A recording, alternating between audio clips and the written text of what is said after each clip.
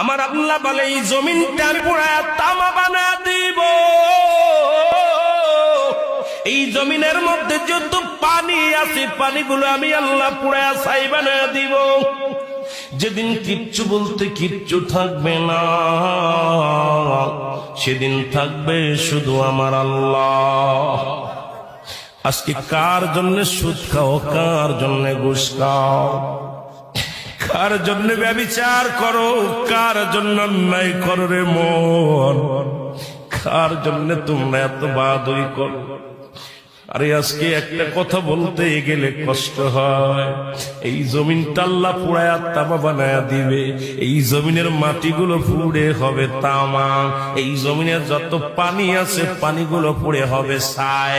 এই দুনিয়ার মধ্যে কিচ্ছু যেদিন থাকবে না, ওই তুরস্কের কত বাহাদুর, কত টাকাওয়ালা মিনিটের মধ্যে 30 সেকেন্ডের ভূমিকম্পে পথের ফকির হয়ে গেছে, রাস্তার ভিখারি হয়ে গেছে। আজকে তুমি দুনিয়ার মধ্যে